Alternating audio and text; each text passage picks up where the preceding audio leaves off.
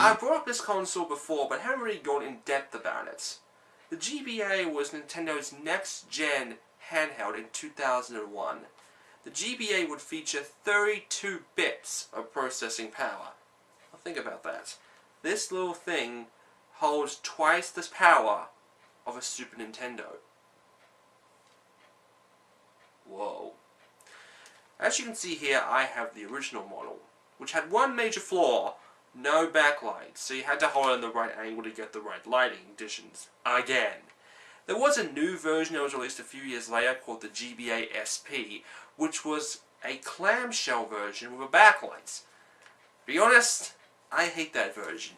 My hands are big, and it just doesn't feel right in my hands. This one does.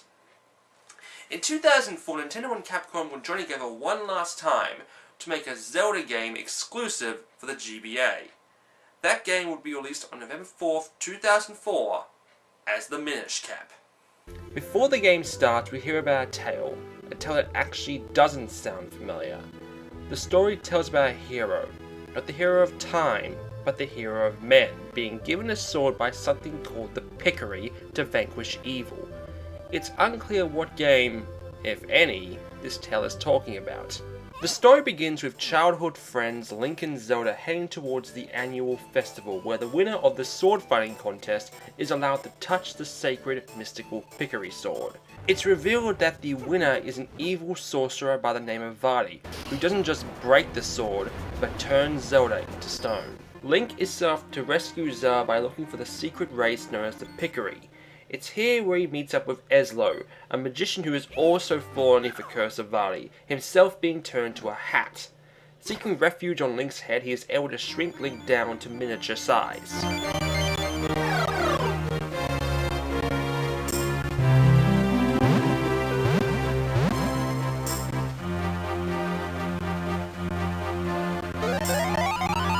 From there we meet the Pickery, also known as the Minish, a race of tiny little creatures that live among Hyrule.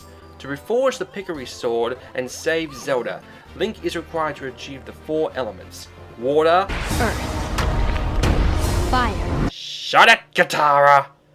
But yeah, water, earth, fire, and not air, but wind elements are required to reforge the sacred blade.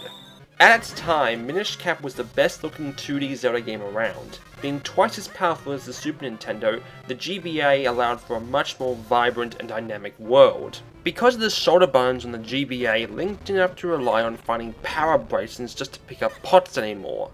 As well as the regular weapons, Minish Cap would see a few weapons unique to the game, including the Gust Jar that sucks things up, and Mole Claws which turn Link into Wolverine.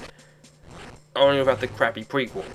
The most unique element of Minish Cap was the Kingstone pieces. Throughout your adventure, you'd come across parts of a Kingstone. You then talk to people and take these halves and combine them with other people. If your piece combined with theirs, something might happen like a secret cave opening or a treasure chest appearing. Boss battles are okay in this game, but rather quite easy once you know what to do. In fact, my only real gripe with this game is that it's actually much easier and much shorter than the other Zelda games in the series. Many timeline theorists believe that Minish Cap is the first game in the current apparent timeline. The reasonings behind this include the prologue as well as the ending in which s1e, now free of the curse, gives Link his signature hat to remember him. Now, Minish Cap was an interesting game, but it sadly only sold around 1 million copies. However, the next Zelda game would be like the Gust Jar and blow everyone away. Wait, that That was terrible. Can I do that again?